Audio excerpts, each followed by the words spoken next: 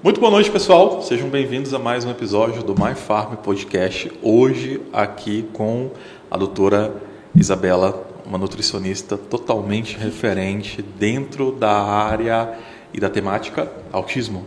Exato. Doutora, para a galera que não te conhece ainda, provavelmente ninguém que esteja assistindo essa live, todos te conhecem, provavelmente. Espero que sim, né? Isso é uma boa oportunidade, né? Hoje, se não. Quem é a doutora Isabela?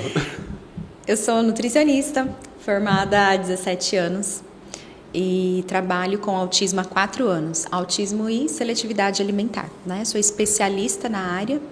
Fui, na verdade, a primeira especialista do estado de Rondônia com foco nessa área, né? Caramba! Pioneira. Pioneira. A minha turma foi a primeira do Brasil de nutrição com foco no autismo, não tinha essa especialização, né? E concluí aí na época da pandemia, então já estou atuando há 4 anos dentro dessa área. Esse é meu foco de atendimento hoje. E como é que foi esse rolê? Tipo, você estava dentro da nutrição. Sim. E aí, não, agora eu quero me especializar no autismo.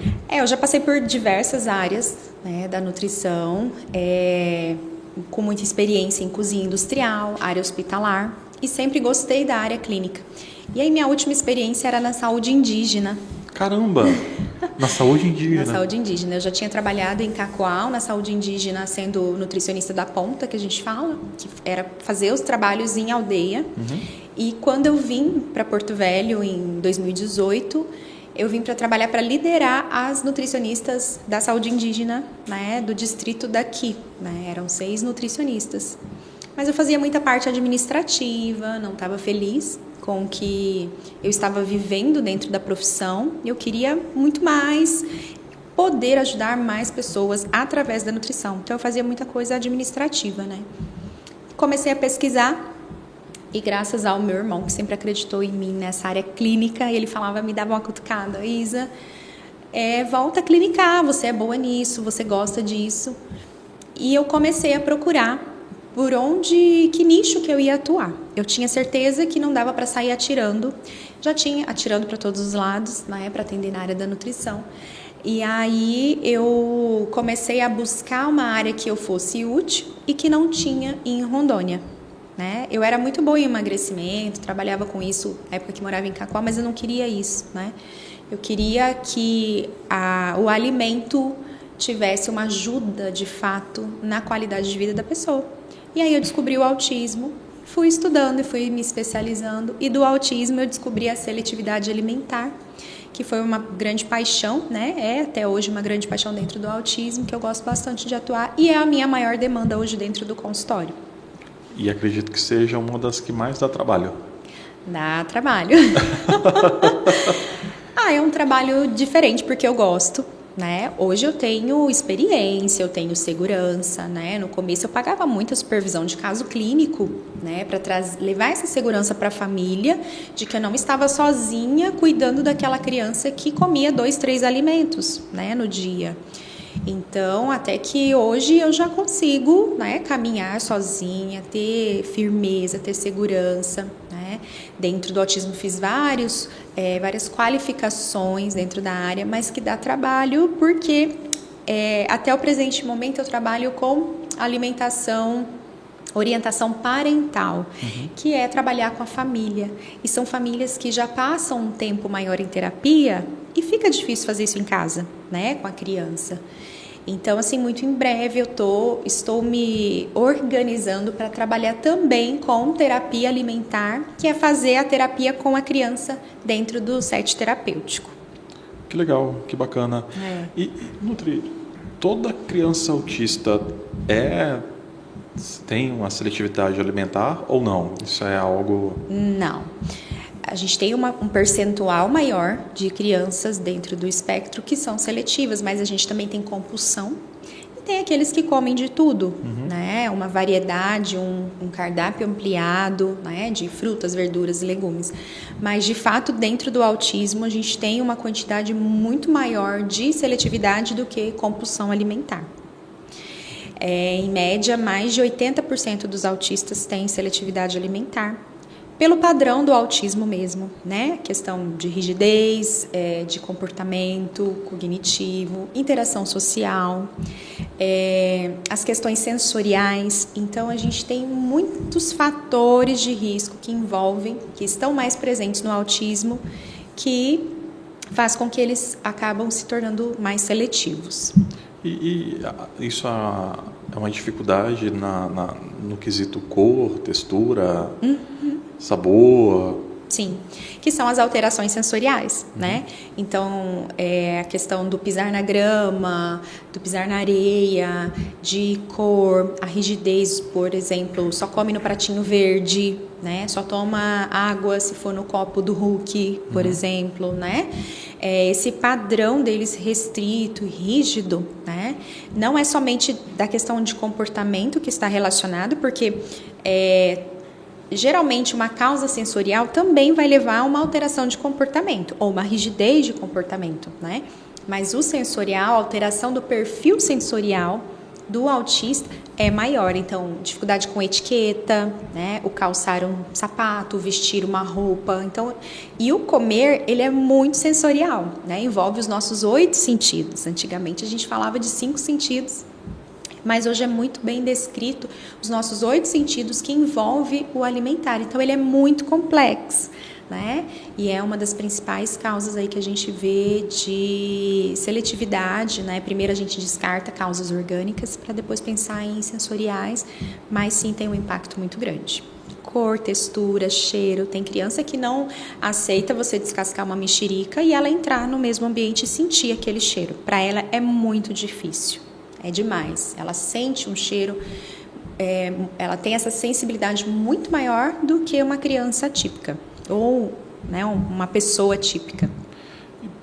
Já tem assim algum embasamento científico, um estudo conciso que mostre o porquê de tão seletivo, que o sensorial acaba influenciando tanto? Tem vários estudos, não somente do sensorial, né? Mas o comportamento também impacta diretamente como um fator de risco. As alterações orofaciais, né? Então, dificuldade na mastigação, a criança não saber o que fazer com o alimento dentro da boca. A questão da hipotonia facial ou a hipotonia global, então a criança também não consegue mastigar o alimento de uma forma efetiva. Então tem vários estudos que trazem todas essas causas envolvidas na seletividade dentro do autismo. E Nutri, como que é essa metodologia de entender essa questão da seletividade e o processo para introduzir alimentação, fazer uma introdução alimentar uma correção da seletividade alimentar dentro dessa situação?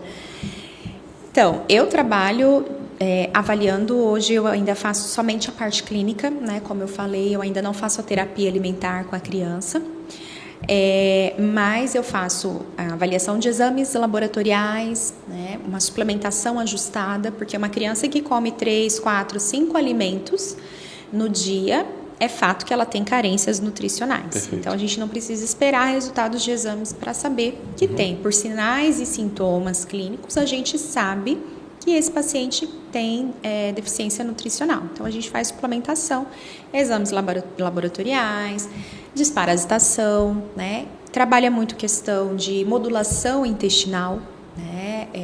Mais de 80% das crianças dentro do espectro têm alterações gastrointestinais, né? Isso é bem descrito dentro da Sociedade Brasileira de Pediatria. E aí a minha abordagem é a orientação parental. Eu trabalho escalada do comer, encadeamento dos alimentos. A partir daquilo que a criança aceita, eu oriento a família como ela vai fazer em casa. E trabalho em equipe multidisciplinar, né? A gente sozinho não consegue fazer muita coisa, né?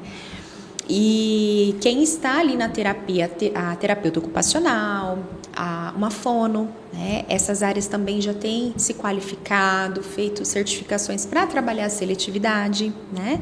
Então, acaba nos ajudando a ter um prognóstico melhor, uma evolução mais rápida desse paciente trabalhando em terapia e com a ajuda da família. Porque também tem muito ajuste do comportamento alimentar em casa, né? a questão familiar, ajuste de rotina. Tem crianças que se desregulam muito facilmente quando saem da rotina, né? Então, a minha abordagem hoje ela é mais clínica, né? Para a gente intervir e investigar causas. Então, como eu falei, a primeira delas é orgânica. Refluxo, alergias alimentares, intolerâncias e sensibilidades alimentares. Esofagite eosinofílica, que também é muito comum, né? Então, a gente encaminha para os outros profissionais avaliar e trabalhar em equipe. E a partir dali monta um prognóstico e Exatamente. a terapêutica segue. E a terapêutica segue, né? Eu trabalho com uma consulta, mais 3 encontros, geralmente essa parte inicial. Caminho ali 60 dias junto com aquela família ou com a mãe, com o cuidador, né? Trago muito a teoria, a questão de todas as causas. Eu trabalho bastante para que a família entenda o que é a seletividade. Quando a gente entende a criança, qual é a dificuldade dela? É sensorial? Então, fica mais fácil de ajudar e evoluir, né? Então, é como se eu capacitasse a família para que depois eu dou as ferramentas e ela consegue andar um pouco mais sozinha, a gente espaçar esses encontros, né, para 40, 60, 90 dias, né? E quando a gente vai levando esse acompanhamento mais próximo da família, o resultado é muito melhor. E a família também, eu penso que precisa passar por um 360 na questão alimentar. Na maioria das vezes. Eu recebo muitas mães no consultório que falam: eu queria que meu filho voltasse a comer. Hoje, com a minha experiência, com a minha maturidade, né, clínica ali, eu consigo entender. Antes, no começo, era muito engessado, mas quando a mãe diz para mim: eu queria que meu filho voltasse a comer, eu pergunto para ela: o que você gostaria? Porque nem sempre a rotina familiar é de comer frutas, verduras e legumes. Tem mãe que quer que o filho volte a comer arroz e feijão, que volte a comer carne, né? O trivial ali, o básico da família, né? Então, isso também deixa mais leve o acompanhamento e traz uma leveza para a família. E aí trabalhar, que é importante sim, mas eu atender o motivo que ela me procurou, né? E talvez essa criança nunca mais vai voltar a aceitar o arroz, o feijão, a carne, né? E como que a gente vai buscar grupos de alimentos semelhantes para que essa criança aceite durante o dia, para a gente atingir as necessidades nutricionais e metabólicas da criança, né? E aí tem famílias que não estão preparadas também para a gente mexer. Então, mexer nessa alimentação. Às vezes é uma família, uma criança muito alérgica, né? Tem uma história de APLV e vem com queixas alérgicas, dermatite atópica. E aí a gente precisa mexer na alimentação, retirar os alimentos, né, que pioram a alergia, que mexem muito na microbiota intestinal. E como é muita demanda para a mãe, por exemplo, ela não consegue fazer as mudanças necessárias. Então, por isso que eu gosto do acompanhamento nutricional, porque eu estipulo metas. Primeiro mês, vamos fazer os exames, iniciar a suplementação. Segundo mês, vamos começar a transicionar o leite, vamos limpar essa alimentação, que são crianças que comem muito doce, né? Carboidrato refinado, alimentos ultraprocessados, né? Industrializados, tá? Então, realmente, a gente tem que mexer com o cuidador. Nem sempre é só a mãe, né? Às vezes é uma avó, né? E a avó é mãe com açúcar, né? Então, é bem delicado. Mas a gente precisa acolher e trazer toda essa família para trabalhar junto, porque senão, de fato, a criança não tem uma boa evolução. Eu lembrei agora, inclusive, o médico veio aqui com a gente, ele é especialista não, ele tem uma expertise muito grande na parte da obesidade infantil. E ele falando que muitas das vezes ele precisa chamar a avó no consultório para falar um beabá para a avó. Exatamente. Porque ele identifica que tem muita fuga no quesito alimentar. Sim. Recentemente uma paciente minha falou: olha, eu preciso que a minha mãe cuide do meu filho, mas a minha mãe desconstrói tudo aquilo que eu tento fazer, né, no final de semana, que tá só eu e meu marido em casa com a criança. Então, é difícil. São famílias que precisam de uma rede de apoio. E nem sempre a rede de apoio também entende o que é o autismo, que aquela criança está no espectro, né? Que ela precisa de cuidados maiores na alimentação, quanto aquilo vai impactar no neurodesenvolvimento dela, né? Então, realmente, é trabalhar todo o contexto familiar e envolver todos os cuidadores. A escola, né? Por isso que eu gosto de... justamente tocar nesse ponto, escola, creche. Creche, escola. Então, tem crianças que não aceitam a alimentação da escola e a escola não permite levar o alimento. A criança fica muitas horas em jejum, né? Isso não é legal para ela também, né? Então, eu gosto muito de dar treinamentos, né? Qualificar equipes, porque quanto mais pessoas, todas as que tiverem contato com o autista, entender de seletividade alimentar, vai ser muito bom para a criança, né? A gente consegue mudar aquele quadro de seletividade, de uma seletividade severa, né? De um TARI, por exemplo, né? Um transtorno alimentar restritivo evitativo, e melhorar o neurodesenvolvimento dela, o desempenho nas terapias, o desempenho na escola, a concentração, né? Então, tem muita coisa que, através de uma boa alimentação, uma suplementação individualizada, a gente consegue trazer qualidade de vida para a criança, para a família, né? Para o ambiente escolar também. É isso. E Nutri, para a galera entender, o que seria o espectro do autismo e o autismo em si? Muda? Não. Não? Não. É porque o autismo é o transtorno, né, do espectro autista. Por que que é um espectro realmente, né? Então, são formas diferentes da gente falar, mas é a mesma coisa, tá? Então, é transtorno do espectro autista, né?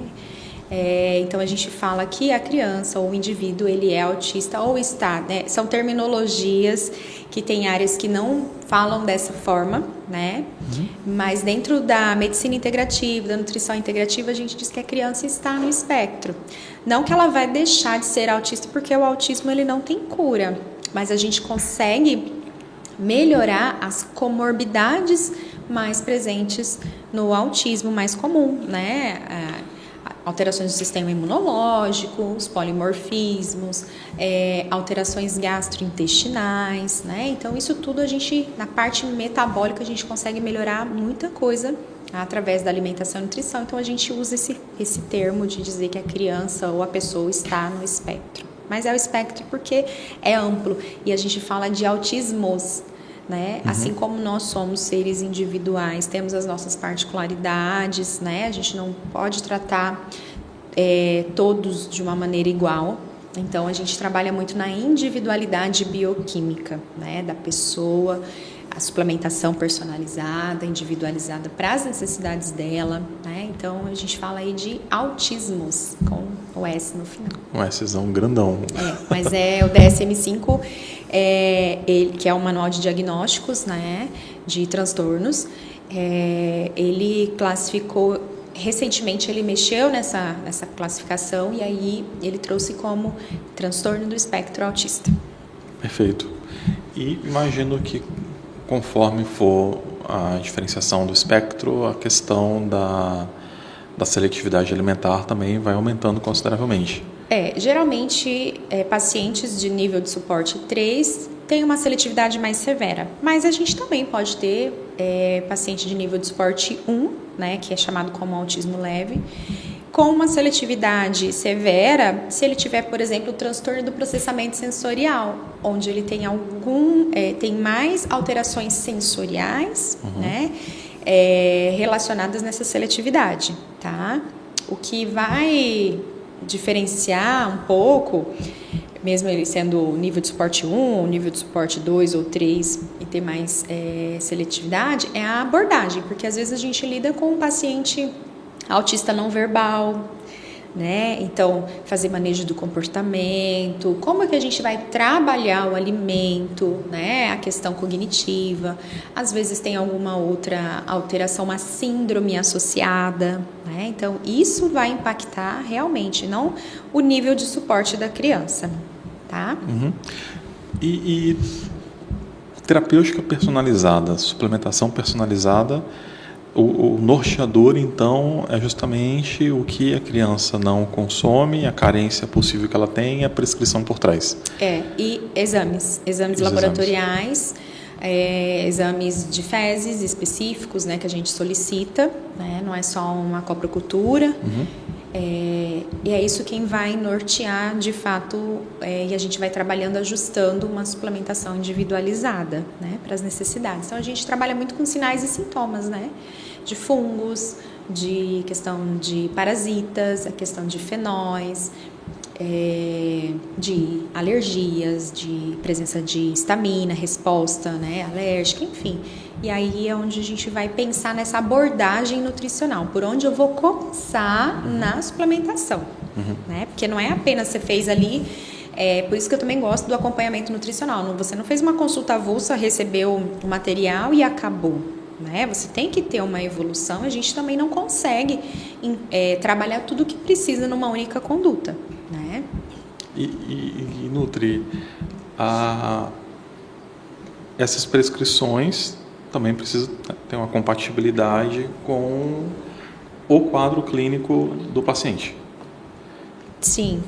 Você diz da prescrição de vitaminas, minerais? Exato. Sim. Pode ser uma criança com hipotonia. Então, o que eu vou pensar para dar um suporte na hipotonia? Uma criança com anemia, né? Uma anemia mais a questão do ciclo de metilação que a gente trabalha muito, é o cognitivo.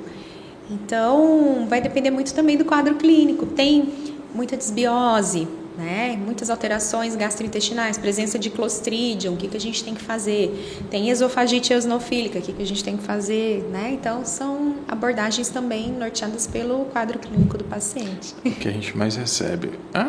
Mas por que na solução 100% lipofílica? O que é essa solução? O que é isso? O que é aquilo? Por que não pode isso, aquilo? Acho que a gente deve receber aí uns 3 a 5 atendimentos por semana da galera perguntando mesmo, tipo, por quê? Dos pais? Os pais perguntando, mas por que não pode? Por que não pode adicionar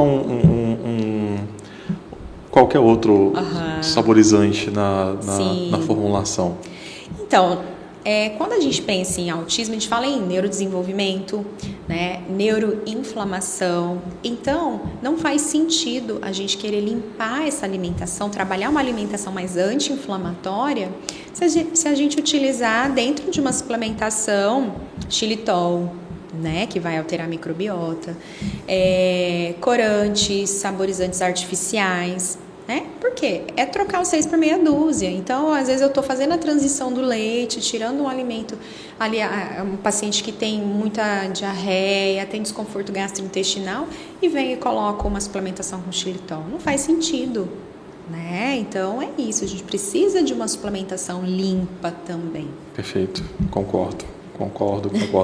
Inclusive, é por isso que a gente tem um laboratório específico para atender essas situações. Eu fiquei muito feliz quando eu visitei, né, a My Farm e vi ali que você tem toda essa parte, né, para as crianças mesmo.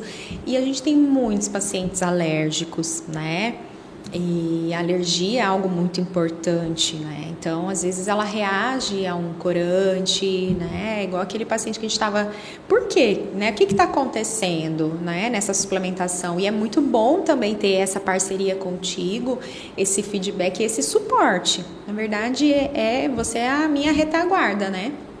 Porque, às vezes, aquilo que a gente pensa para o paciente, nem sempre ele vai tolerar. Por menor que seja a dosagem que a gente coloca ali, às vezes ele é tão sensível. Eu tenho crianças muito sensíveis que reagem, né, a algumas vitaminas, minerais, compostos, né? Então isso é muito legal, assim. E eu acho muito bacana essa troca de informações, porque assim, prescrição chega, a gente vai fazer tudo conforme prescrição. Só que cada ser é um ser único. Então, às vezes, a gente espera que isso aqui vai agir de uma tal maneira e quando chega na hora do pega para capar, a gente tem toda uma mudança. Talvez, sei lá, acaba soltando muito o intestino, prendendo muito o intestino, vai levar a tal coisa, X, Y, Z. E isso ajuda com que a farmácia ela consiga produzir uma formulação que verdadeiramente seja compatível com a real necessidade do paciente. É a questão da gente poder fazer 5 dias de teste. Exato. Nossa, eu achei isso maravilhoso. Por quê? A gente está falando de um paciente autista que tem dificuldade com cor, com sabor, com textura. Aí entra a suplementação, né, de vitaminas e minerais. Complexo B tem um cheiro muito forte, né? Tem. Zinco altera, né? O cheiro do Aí complexo B, pela misericórdia. As mães mandam mensagem, né, tá difícil. Mas ele precisa daquilo, né? Então, a gente tenta, e vocês tentam de uma maneira, né, possível ali, deixar a fórmula mais palatável, né? Ou, vai fazer em goma, vai fazer em chocolate, vai fazer em sachê, né? Em xarope, porque tem criança que já é tão habituada a tomar medicamentos que fica muito mais fácil utilizar na formulação em xarope, né? Mas de fato, então, o testar por 5 dias ajuda muito. E aí a gente consegue não perder fórmulas, né? Antigamente as famílias perdiam muito as fórmulas. Muito. Inclusive, depois que a gente começou a utilizar dessa metodologia, a gente teve uma melhora exponencial no quesito da abertura de chamado para discutir a questão da palatividade. Né? Porque o que acontece? Se o paciente, você pega lá um blend com vários minerais, principalmente os quelados, que são os mais difíceis que tem para flavonizar.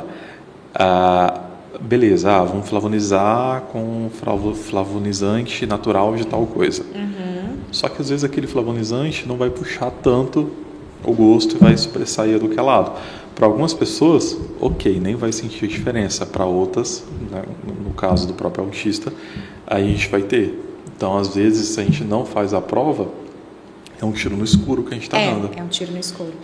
Tem mãe que fala, mas é sabor uva, não tá roxinho, né? Por quê? Exato. Porque é natural, né? Não é o artificial para deixar tão alterado assim, né? E a gente vai ter outros aditivos ali dentro daquela fórmula, que é roxinha, né? Mais docinha, mais gostosa.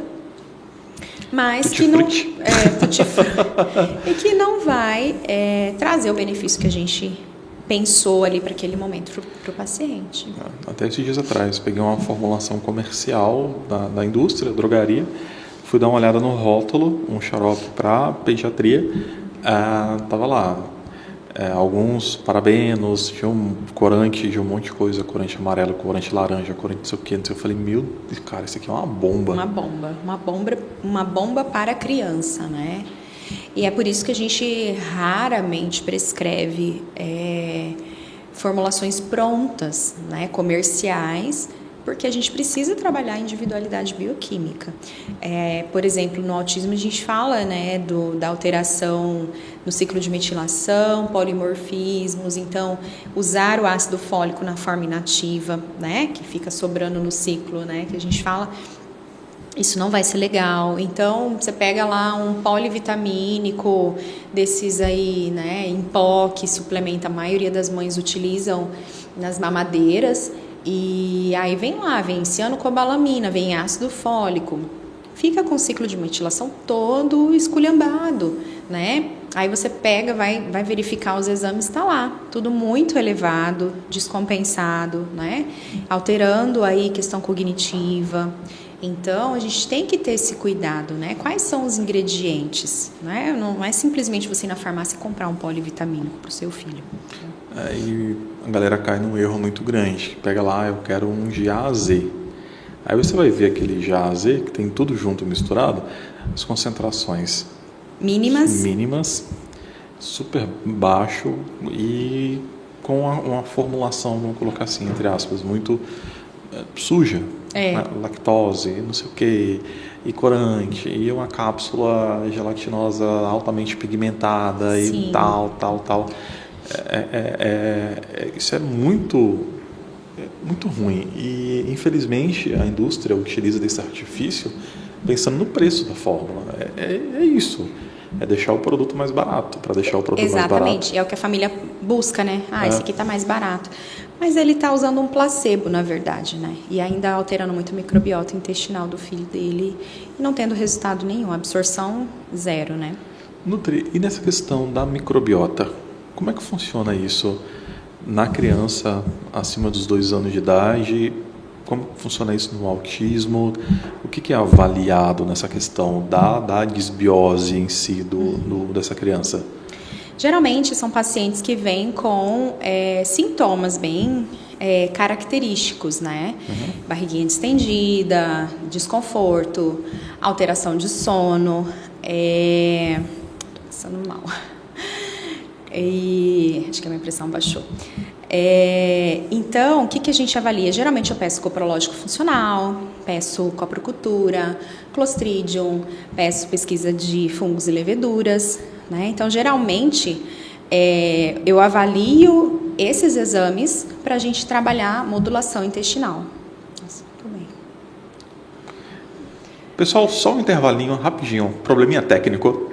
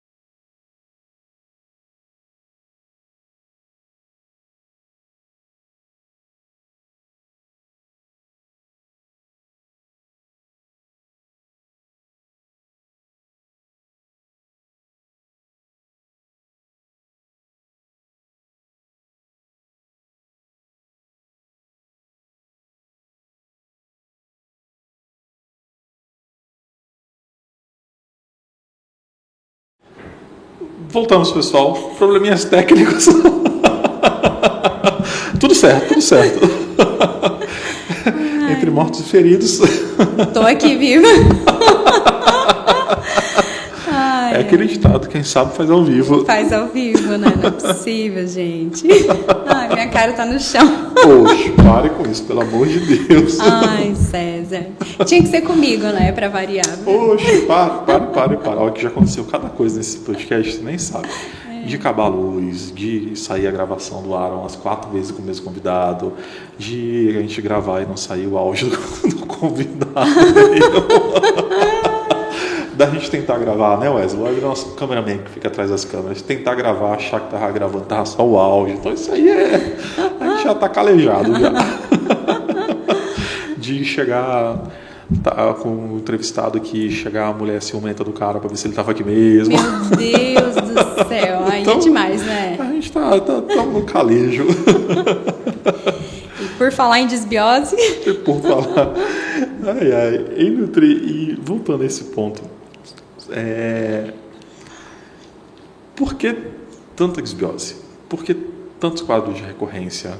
Isso, claro, de uma maneira geral e também no autismo. Boa pergunta. Como a nossa visão, né, é integrativa, então a gente sempre olha para como eu te falei, a neuroinflamação, né? E tudo começa no intestino, né? Então, o nosso intestino ele é considerado o nosso segundo cérebro, né? E como eu falei, questões alérgicas, né? Então, isso tudo vai impactar no intestino da criança, né? Principalmente a gente tem aí muitos autistas com histórias de APLV e que depois ficam com o intestino mexido. Uso recorrente de antibióticos, né? Muitos medicamentos, internações hospitalares. Então, isso tudo mexe na microbiota, gerando desbiose, né? Então, são comorbidades mais presentes no autismo, justamente por fatores associados que impactam na saúde intestinal. E correção do problema? Na verdade, a gente fala que modulação intestinal a gente faz com alimento. Mas como que a gente vai fazer com alimento se é uma criança que não come, né? É verdade. Então, não tem como a gente fazer um plano alimentar lindo que a criança não vai aceitar, né? Não é porque ela não quer, é porque ela não consegue, né? Isso que é mais importante a família saber. Ela não consegue sensorialmente estar com aquele alimento próximo, cheirar, tocar, quem dirá colocar a boca para comer, né? Então, a gente começa suplementando, utilizando ativos que vão trabalhar ali a microbiota para que a gente trabalhe expansão de cardápio com as metodologias em terapia alimentar, né? Com o encadeamento dos alimentos, com a escalada do comer, né? Existem vários métodos, várias abordagens e que a gente adapta para tentar expandir o cardápio dessa criança. E tudo começa ali também, né? A maioria deles é desparasitação. Então, a gente tem que... são crianças que levam tudo à boca, tem muita busca sensorial oral, né?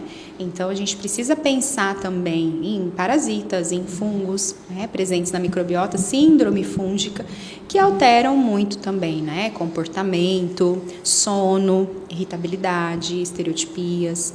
Então, vai juntando, às vezes, se coloca tudo na conta do autismo, mas não é porque é o autismo. É uma comorbidade presente ali e que a criança tem estereotipia porque ela é não verbal e sente dor. Ela precisa demonstrar de uma determinada maneira, né? E ela não consegue, né, se fazer entendida. Tá? Então, aí é onde a gente vai trabalhando nas comorbidades, sinais e sintomas clínicos, e que aí vai ter uma resposta positiva, né, no comportamento, porque você tira aquela dor, aquele desconforto da criança. E Nutri, e essa desparasitização, como é que funcionaria isso na criança? Então, nós nutricionistas não podemos prescrever medicamento. Perfeito. Né? E aí a gente trabalha em conjunto, né, com um pediatra, com um gastropediatra. E a gente pode prescrever tinturas. Então, a gente faz de uma maneira natural, né? Usa tinturas para fazer a desparasitação. Eu sou tão apaixonado em tintura. É. É tanto que para desparasitização, vou te falar, eu acho que a gente deve ter ali uns 90% do portfólio. Que legal, muito bom saber disso. E de todas as mais utilizadas, né? Cravinho, berberis, nogueira, absinto, barbatimão, mais uma infinidade. Acho que tranquilamente eu devo ter uns 60 tipos. Que legal. 60 tipos. Que bom. E cresceu exponencialmente nesses últimos 2 anos. Sim, sim. É a medicina integrativa, né? A visão integrativa do tratamento desse paciente, né? O que é sensacional. Eu sou um total apaixonado na integrativa. Tenho muito apreço e muito valor. E eu sei quão difícil é trazer a integrativa para um panorama Porto Velho, Rondônia, onde a gente está distante de tudo. Sim. E foi um estado que vem de muito tempo dentro de uma pegada muito... mais tradicional, né? Exatamente. E até a galera leva com certo espanto quando se fala da integrativa. Mas a gente está passando por um processo de conscientização. Sim, é um trabalho de formiguinha. Exatamente, um trabalho de formiguinha. Pessoal, a gente vai, infelizmente, com dor no coração, eu sei que o bate-papo está maravilhoso. Peço desculpas. Não, que isso, Nutri, para com isso. A gente vai vamos colocar assim, a gente vai pausar a live da doutora por hoje, a gente vai retornar essa live. Tem muita coisa bacana pra gente tocar. Eu volto com o maior prazer. Com saúde. Nos próximos dias. Nutri, muito, muito, muito obrigado. Eu que agradeço imensamente. Fico muito feliz por você estar aqui com a gente hoje. E vamos retomar essa conversa, que vai ter bastante coisa legal para conversar. Obrigada, César. E desculpa aí os imprevistos da minha saúde. Para com isso, foi sensacional. Obrigada, gente. Pessoal, doutora, como que o pessoal te encontra? Instagram, isabelanutri, @hotmail.com. Lá dentro tem o link para conseguir falar comigo ou com o meu assistente. É bem facinho. Maravilha. Segue lá. Pessoal, até a próxima semana, nesse mesmo horário, nesse mesmo humilde canal do YouTube. Obrigada. Tchau, tchau.